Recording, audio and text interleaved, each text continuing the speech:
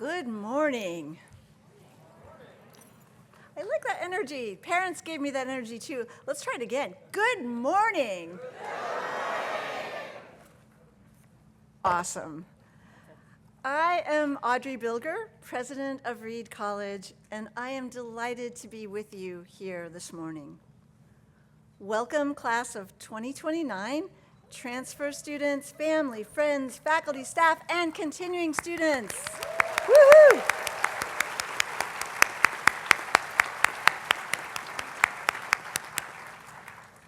We are here to mark the beginning of the school year and to commemorate the inclusion of our newest Reedies into this truly special community.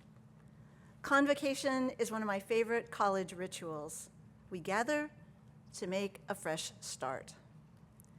Walking around campus today, it's been lovely to see our owls and owlettes in discussion circles and groups. Thanks, owls, our orientation wayfinding leaders. We also are fortunate to have a talented team of student peer mentors, international interconnect mentors, and house advisors here to share their experiences, wisdom, and good humor. Thanks also to our amazing staff who have been planning for your arrival for months. So thanks to everyone working on this.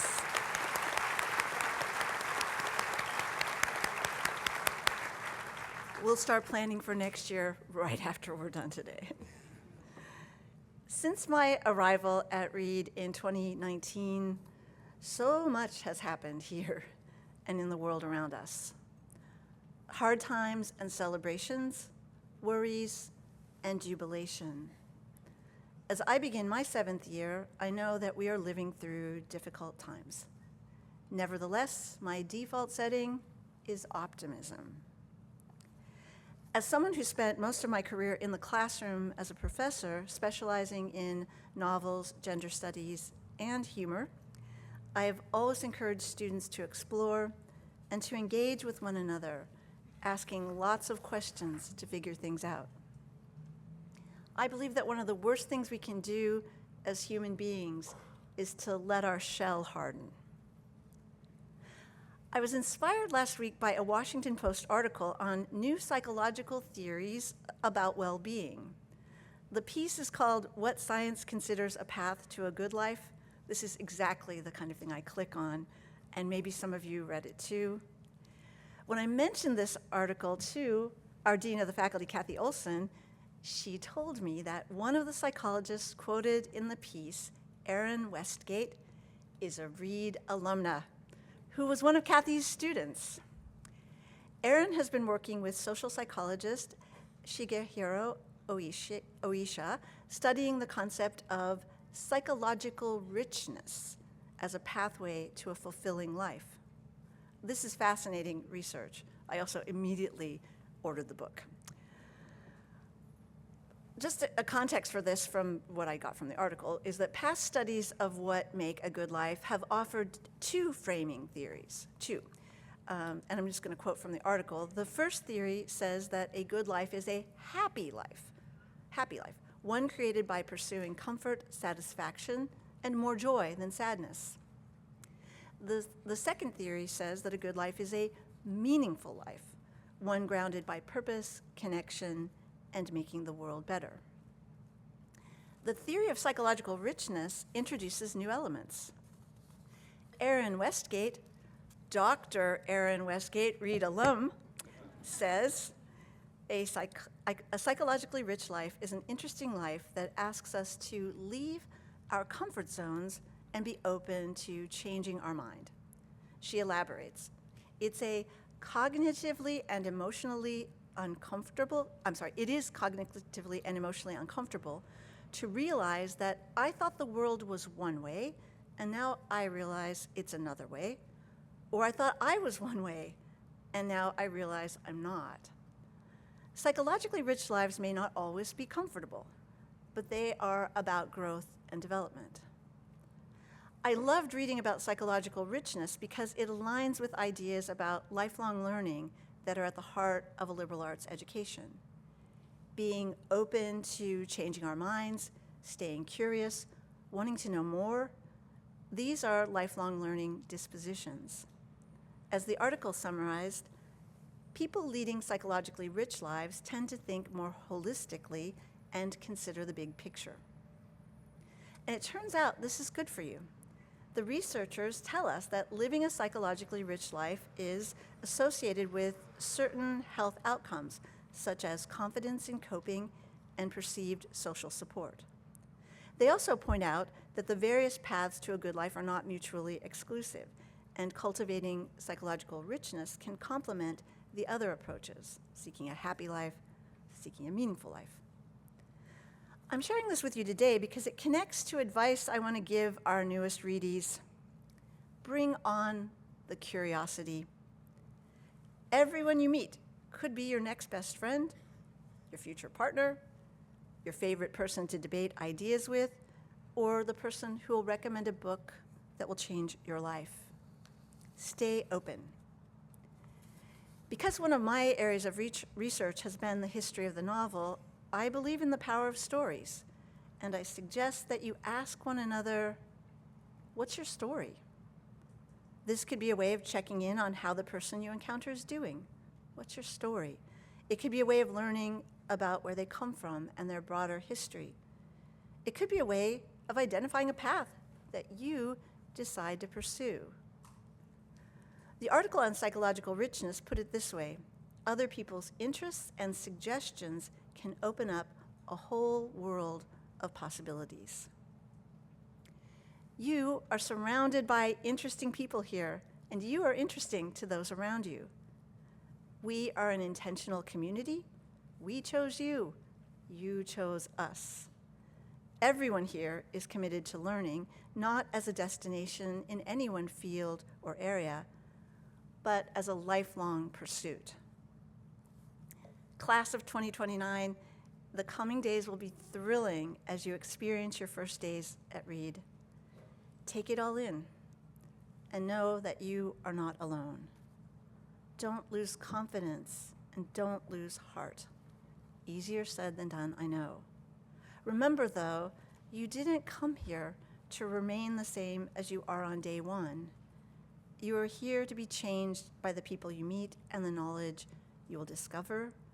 You're here to change this place now and in the future. Allow yourself to be challenged and stay curious. You have chosen Reed because you care about learning, and we have chosen you because we believe in you. I can't wait to hear your stories.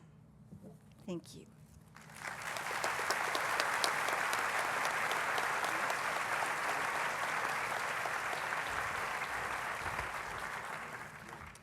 Good morning.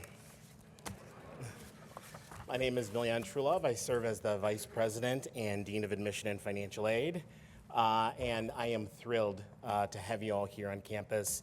My team is thrilled to see you all here today.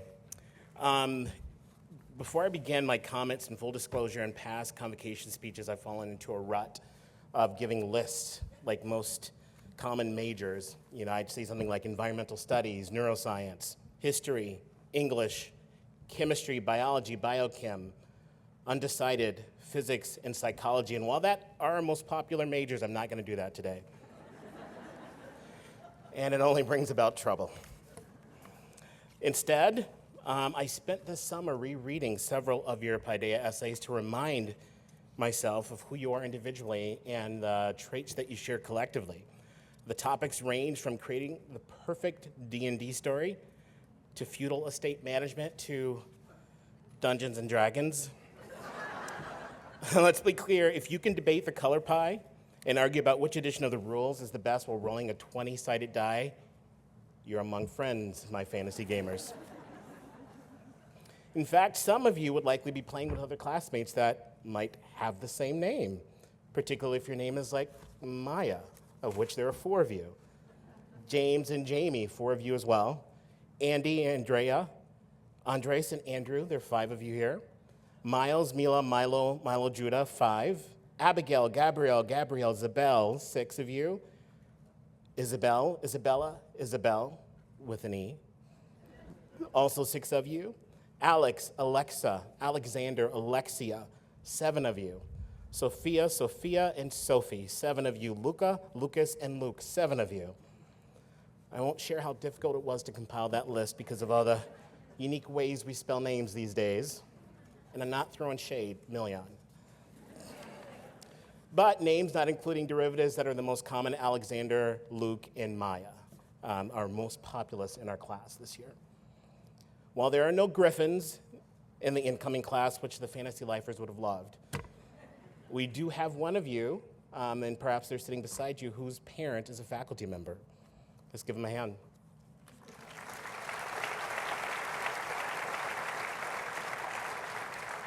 Not everyone wants to hang out where their parents work.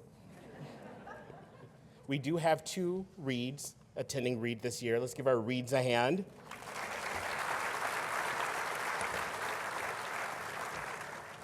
But like I said, I don't do the name thing. Another common theme was the exploration of culture in your essays.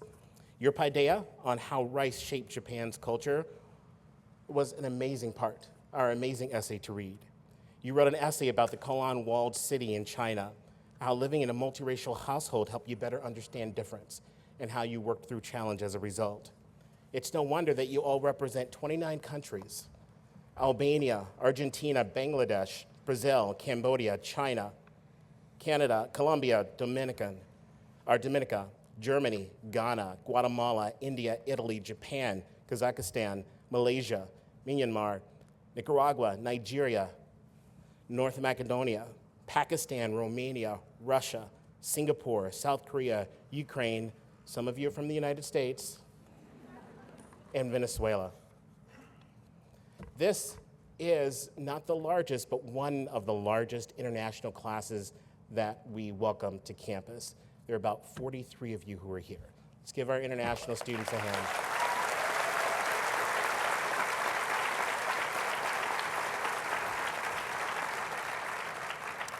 And since you've tricked me into naming things, Nevada is our 10th most common state. There's 6 of you from Nevada. Where are you? All right, welcome to the top 10 list. Florida and Minnesota, there's 7 of you here. Let's get, welcome. Massachusetts, there's 8 of you. Colorado and Arizona, welcome to the top 10 list. There's 9 of you. Illinois, 12 of you from the Midwest. Yeah, good to see you back. New York, 14 students from New York.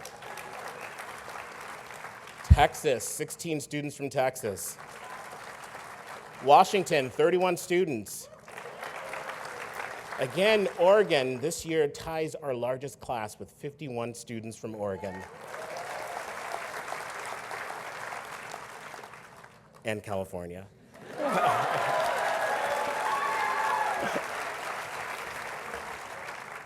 But I will talk about some of your amazing accomplishments or some of the things you're thinking about, like one of you who wants to use AI to combat climate change, not to do your homework. One of you wants to teach a really cool class, the physics of wonder, unraveling the universe. So what is time, what is space, and something about merging philosophy with physics. You are talented in unique ways, like one of you taught yourself to play spoons, and one of you is a black belt in Taekwondo that you've been practicing since you were 9 years old. Another one of you created a desk go-kart with upcycled items, and one of you is ranked 150th nationally on the leaderboard for Tetris. If you want to give yourself anxiety, go watch. Those pieces move fast. Your resiliency is amazing. There's so many of you, and too many of you, that have been impacted by cancer and other chronic illness and loss. Extended family, parents, brothers, sisters, even personal sickness that has resulted in you having to build a newer version of yourself.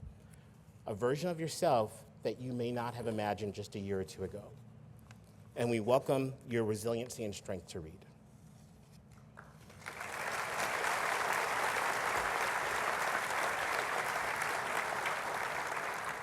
So while we've had a preponderance of magic essays and several examples of culture and community, the most common essays imagine a class where discussion, deep listening and sharing difference occurs. That is our most common thing among this group of students. You are all seriously passionate about getting along, suspending criticism without more information, maintaining community by proactively building systems and asking smart questions, not just listening to the first thing you hear. One of you asked a friend to share what one word they would use to describe you, and in doing so, they revealed your superpower. They said you were kind, and your response was great. You write, "My heart sank." There's more. It's a convocation speech. This is what you've said. "With time, I began to see my kindness as my superpower. What I saw as a weakness and an unremarkable quality turned out to be the strength I never knew I had. I build bridges with my kindness, and that satisfies my curiosity about the world and the people around me." It wasn't until then that you realized that your kindness was courageous and transformational. It fosters leadership, you say, by nurturing trust and connection. Your curiosity inspires yourself about others' stories and creating opportunities for personal growth. You say kindness is vibrant, rich, bold yet unassuming, rare yet deeply needed. The most common trait among Reed students that I see in this class are curiosity and kindness. I mean that sincerely. You think deeply about ideas, and time again, you find ways to bridge difference. You will encounter circumstances here and beyond where minds have been made up. When you disagree, when you don't know what to think, and it is certainly easy enough to turn off your brain and to react blindly out of assumption, and hey, sometimes even out of experience.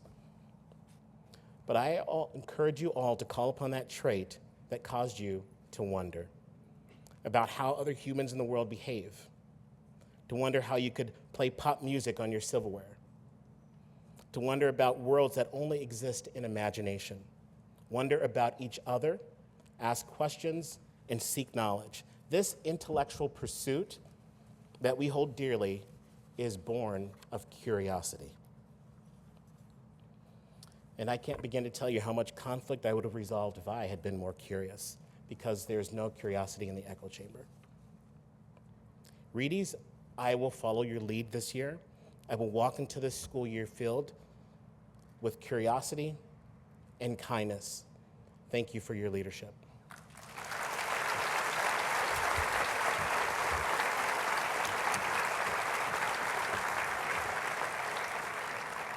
Welcome to Reed, Reedies.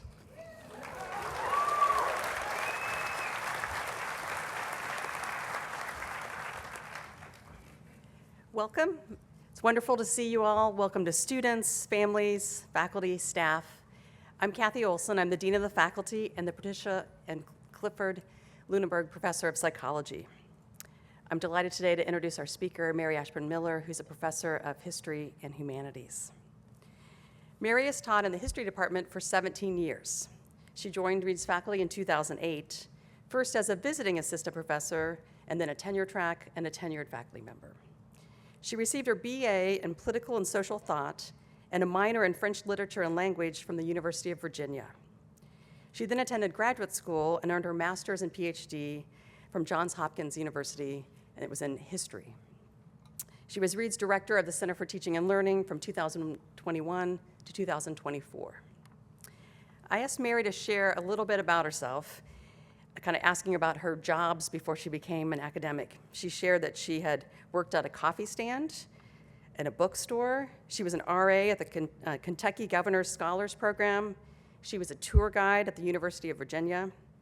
She worked at the French Legation Museum in Austin, Texas, and at the Curator's Office of the U.S. Supreme Court.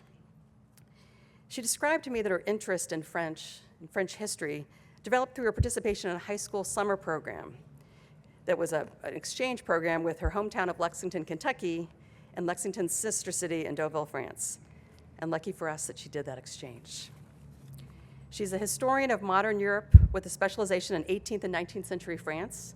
In 2011, she published A Natural History of Revolution, Violence and Nature in the French Revolutionary Imagination, 1789 to 1794, with Cornell University Press. In this book, she explored the intersections between understandings of natural and political transformation in the Enlightenment and French Revolution. She's also written articles about the history of immigration during the French Revolution. Her current research is on anti-drowning campaigns and public health in Enlightenment Paris. In addition to her academic work, she's a beloved faculty member and teacher at Reed. In the history department, she teaches courses including the history of science, military history, natural disasters and environmental history, and the history of the book. Notably, she has taught in 3 of Reed's 4 humanities sequences. She's taught in Humanities 110. Many of you in this room, first-year students, will be participating in Humanities 110 this year.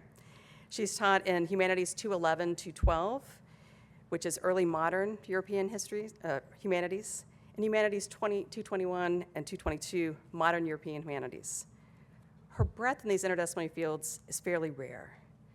She's had a positive impact on her curriculum and also on her students with her insights that she brings across these various fields. I want to end by noting she's profoundly influenced the broader Reed community. She's been a member of the Faculty Elected Committee on Academic Planning and Policy, and most recently, she's been the director of the Center for Teaching and Learning. There she brings an engagement with teaching that she helps inspire reflection, innovation, intellectual curiosity in faculty members. Mary's someone that brings joy to her own classroom, and she helps foster joy in faculty members' classrooms across the college. Please join me in welcoming Mary Ashburn Miller, who will be speaking on Wandering in the Archives.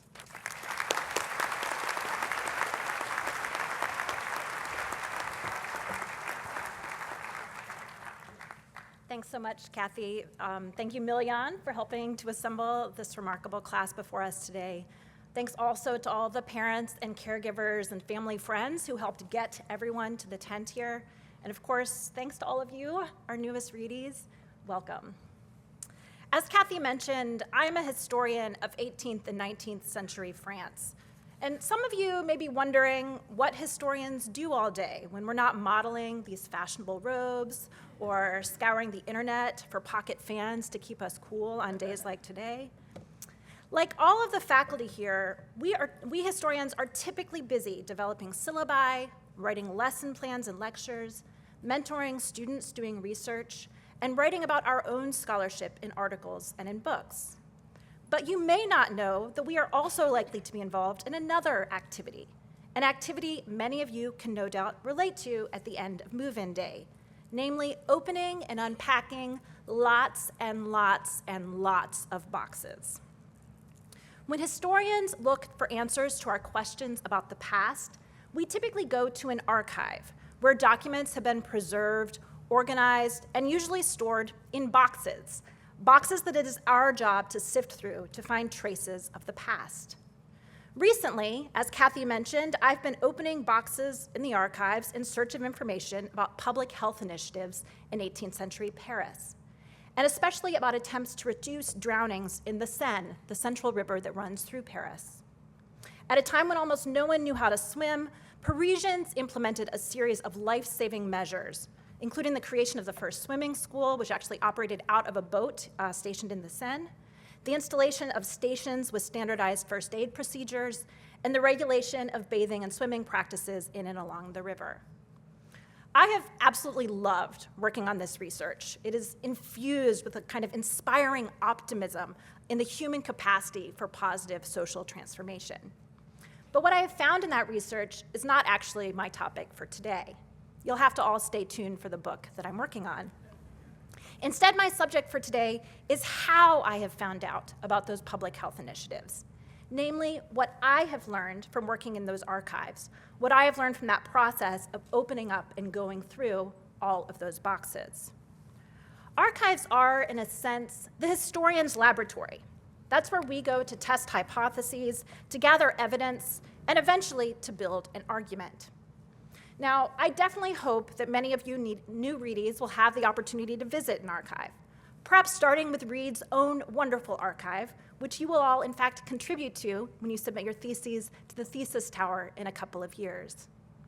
I even hope that some of you will have the opportunity to do research in an archive. But no matter what your future major or discipline is, I think the lessons of the archive are useful to all of us as we think about what it means to be a scholar, a citizen of the world, and a readie. Let me just briefly describe for you what it is like to be in a major archive. First of all, archives are usually described spatially. So if you go to any archive's website, they're going to describe their collections in terms of cubic feet of storage space or miles of shelving. If you laid all the shelves of the French National Archives, which is where I do the bulk of my research, from end to end, they would stretch for nearly 250 miles. That's almost like walking from here to the Canadian border. On those miles of shelves are thousands of boxes, each one filled with documents that were deemed at some point to be worthy of preservation, usually for some kind of institutional purpose. Now, this means that archives are always definitionally incomplete. That is, there are countless objects that weren't deemed worthy of saving, that were destroyed through either accident or intention, that have been lost or maybe even stolen.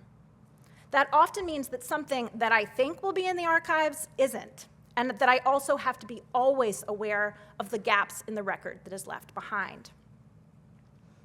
What's more, the archives have obviously been collected and organized to serve someone and something that isn't actually me. Kind of a bummer, right? But the National Archives were gathered and sorted in order to preserve the records of the state, not to help me find the answers to my own research question. So while those archives will definitely contain documents that are relevant to my project, it's not always clear to me where they're going to be found. So in records maintained by the Paris police, there might be inquiries into the drownings in the Seine, or there might not. In the reports from a committee on poverty, I might find requests for free swimming instruction for the children of mariners, or I might not. Archivists have cataloged what is in their collections, but there are hundreds of pages in each box, many of which won't have been noted in the records. So when I arrive at the archives, I submit requests to view boxes that sound promising, never actually knowing if what I'm hoping to find will be there. As a result, one of the most important parts of archival research is embracing a position of uncertainty. When I'm about to open a box that I have requested that is filled with hundreds of pages of unknown materials, I'm reminded of one of my favorite lines of poetry from Marie Howe's poem, The Meadow, which concludes with these words: "Human, your plight in waking is to choose from the words that even now sleep on your tongue, and to know that tangled among them and terribly new is the sentence that could change your life." For me, opening a box at the archives is to know that tangled in the papers within it is a sentence or a document that could change the entire course of my work. My scholarly hero, Arlette Fage, an 18th century historian, has described the process of being led astray by what she calls quiet, ordinary documents that take you far away from where you had planned to go or even to understand. But being led astray in the archives isn't a deviation from the process. That actually is the process. I note often, and I actually put this on all of my syllabi, that the word error comes from the French word errer, which means to wander. To wander. I can best describe a great day of archival research as just that, as a wandering, as an openness to discovery, and yes, sometimes a straying from the path with the bittersweet knowledge that I may have to retrace my steps and start a whole new path. But that kind of error isn't a mistake. That's the foundation of learning. When I'm figuratively wandering through those 250 miles of documents, I sometimes think of the words of the Enlightenment philosopher Jean-Laurent d'Alembert. D'Alembert and his fellow philosopher Denis Diderot co-edited the Encyclopédie, a massive, multi-volume, collaborative encyclopedia that was a utopian attempt to gather all existing knowledge at the time. We actually own a full set of this remarkable text in our special collections at our library here, and I encourage all of you to go and check it out at some point. It's really amazing. In his introduction to the Encyclopédie, d'Alembert described the pursuit of knowledge as a sort of labyrinth, a winding road that the intellect enters without knowing quite which direction to take. I can relate so deeply to that feeling of entering a labyrinth without quite knowing my direction. But I firmly believe that it is that space of uncertainty, that space of not knowing that is the beginning of all true inquiry. We live in a world in which certainty, or at least the illusion of certainty, is often mistaken for knowledge. The primary mode of ChatGPT, to give just one example, is overwhelming confidence. But it's actually uncertainty that allows us to ask questions, to look for evidence, to change our minds, to test new ideas, to seek out mentors and collaborators.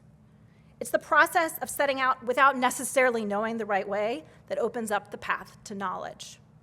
So if any of you are feeling a little uncertain or unsure today, congratulations, that probably means you are well on your way. When my archival wanderings lead me to a document that feels relevant, I get to work asking questions. The first and most obvious question is simply, what does this say? That's actually not always easy to answer, given that most of the materials that I'm examining are written in idiosyncratic handwriting, often in draft form where parts have been crossed out or written over, sometimes in faded ink, sometimes on paper that has been damaged by water or even by insects nibbling at its edges. But I also have to move beyond the content of a document. I also ask questions like, who wrote this, when, to whom, for what purpose, and even what material is it written on, how was it written? Documents can carry meanings far beyond what is simply stated in them. To give one example here, I once found a letter written by a prisoner of war during the Napoleonic Wars. It was written on a little scrap of paper that the soldier had written on first horizontally and then vertically. His words crisscrossed each other in a desperate attempt to make maximum use of this scarce resource of paper. The meaning of his letter wasn't just in his words, the content, it was also in the object itself, which spoke volumes about scarcity, about desperation, about a longing to communicate. I want to note that this kind of discovery requires actual presence. If I had just read a transcript of that letter, I would have missed his point. I would have missed that ability to imagine the prisoner's reality. In our digital age, there are meanings that are lost if we don't take the time to truly encounter each other and our sources. When I encounter a document in the archives, I must treat it as both an entity with its own story and as something that is part of a greater story. So I'll also ask, how did this object come to be here? What is its relationship to the things around it? I could find, and in fact have found, copies of the exact same document in a police archive, in an application for a passport, and in a lawsuit. Those different contexts will change the meaning of that text, even if the words are identical in each place. Bless you. What is more, my presence in the archives gives each object a new meaning, one emerging from my own questions, from the reading that I have done, from my own interpretations. A recent discovery in my archival wanderings made this clear to me. On my most recent research trip, I was in an archive that I hadn't been to before, with a mostly inscrutable organizing system. I knew that there were some documents there that had been cataloged simply as being in regard to baths in the Seine River in the 18th century. This sounded useful to my research, since baths often operated not only along the river, but from boats stationed in the river, where the idea was that the water itself would have sorts of healing properties. So I ordered several boxes, not knowing exactly what I would find there. When the boxes arrived, they were filled to the brim with 8 by 5 inch scraps of paper, covered in lists and timelines and handwritten notes. They turned out to be the research notes of a historian from the early 20th century who was researching baths in the Seine in the 18th century. As I turned each page, I realized this historian, a man by the name of René Farge, had gone through every document that I had viewed in the previous weeks in the National Archives. Each scrap of paper that I pulled out was recognizable to me. 120 years ago, some other historian had looked at the exact same materials that I did. Looking through this box was eerie, and I'll just invite you all to gasp dramatically if anything I say is shocking to you, because it should be. When I go on a research trip, I take a list, usually an Excel spreadsheet, of all the archival boxes that I need to use to help me organize my research. I found René Farge's list of archival boxes that he needed to look through, and it was, with only a few differences, exactly the same as mine. I have pieces of scrap paper where I have scribbled out timelines for key characters in my story. Renee Farge had written on the back of an envelope with the birth and death dates of the bath owners and their families. I have a map of the Seine where I have been marking all the places where boats with bathhouses on them were stationed. René Farge had a hand-drawn map of the Seine where he had marked all the places where boats with bathhouses on them were stationed. Thank you. I'm not sure I can fully put into words what this experience was like. Here was a historian who had wandered the same path as me and who had left behind the traces of his wanderings. Now, this could have been a deeply demoralizing experience. My amazing research project maybe was not as original as I thought it was. Worse yet, looking at Farge's notes made me feel lazy. When I'm on a quick research trip, what I usually do is photograph the documents that are relevant to my work, and then I'll come back and review them in more detail in the months that follow. René Farge, who did not wander the earth with an excellent camera in his pocket, as most of us do, literally handwrote and transcribed every single document that he found. Even more impressively, a lot of what I've found are images, so drawings of proposed swimming pools or diagrams of bathhouses on the river. I obviously photographed those too, but René Farge painstakingly sketched each one of them. I would pull a sketch out of his records and immediately recognize it as something that I'd seen in an archival box the week before. So here was someone who had done the exact same thing as me, but without any of the shortcuts that the modern era has allowed. But instead of being demoralized by this experience, I was actually thrilled. I was inspired. I was moved. Tears actually sprang to my eyes when I found his map of the Seine with the boats marked on it. This box, this unexpected box of documents, helped me remember that my own scholarly inquiry, my journey through the labyrinth, isn't a solitary pursuit, even when it feels like it. Even when I'm alone with my documents, I'm working alongside and in collaboration with the historical subjects who left these traces that I'm examining, the archivists who collected and preserved them, and other historians whose writing and inquiries I've read to help me make sense of them. What's more, I also know, and I think this part is kind of amazing, that René Farge and I will end up telling a different story about those exact same sources. Because he and I are different humans from different times who have different questions and different brains and different bodies. What he eventually would write about the baths focused on entirely different things than the book that I'm working on. His interpretation isn't wrong. On the contrary, I can attest that it's meticulously evidenced, but he placed those same materials into different contexts than I do. When all of you new students sit down in your Hume 110 conferences next week, you will all be reading the same text as one another. In many cases, you'll be reading books that generations of readies have read before you. It is my hope that you, like me, find yourself inspired and even comforted by the fact that you are entering a labyrinth that countless others from other times and places and countries have entered or will enter along with you. And that you will nevertheless, inevitably, bring your own questions, your own interpretations, shaped by your own experiences and readings and imaginings. Now, I realize that at least a few of you new students will end up choosing majors other than history. I guess that's okay, technically. I do hope to see many of you in my classes and in those of my departmental colleagues. But I do think we can all learn these lessons of the archive. Certainly, we are living in an urgent time for seeking out and listening to the voices of the past. In a world that flattens and decontextualizes under the guise of certainty, a liberal arts college like Reed is a place where we can examine things in their context, where we can think deeply with and around and inside an object, a question, or a text. What's more, we can treat the world as our archive, where it is our job to ask questions, to piece together meanings, to treat everyone we meet and everything we encounter as both carrying its own meaning and as being in conversation with its context. We can embrace the spirit of uncertainty, to be open to new discoveries and to the possibility that here in this tent, tangled among us and terribly new, are classmates and professors and staff members who could change your life. We can enter this labyrinth together. So I wish you all happy wandering.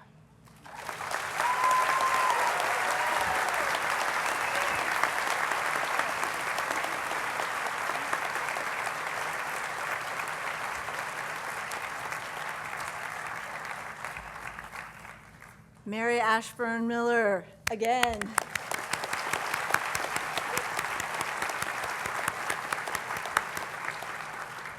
I am so proud to be working with colleagues like Mary, faculty who care deeply about students, about learning, about inspiring everyone with the joy that they find in their area of research. And I'm so excited for all of our new students to be finding their way to these classrooms, the labs, the studios, the performance spaces, and working with this amazing faculty. So thank you, everyone, for your participation today. This concludes the Convocation program. I ask that you all please remain in your seats, and once the music starts, that you stand for the recession and wait for it to end before you leave the tent. I have two important announcements before you leave. First, we have an all-class photo for the new Reedies. It's a ritual. It's great. It's taken from above. Looks good. Please follow the directions of the owls and meet in front of Elliot for the class picture. Parents, this isn't the opportunity for you to take photos, as your student will be facing the building because it's going to be taken from the building. That said, there'll be plenty of photo ops for you. Second, students, if you have a relative here with you today who is a Reed alum, you and that relative are invited to be in the Reed Generations photo. You can meet at the Elliott Circle after the all-class photo. And now, I look forward to seeing you hanging out today. Thank you all so very much.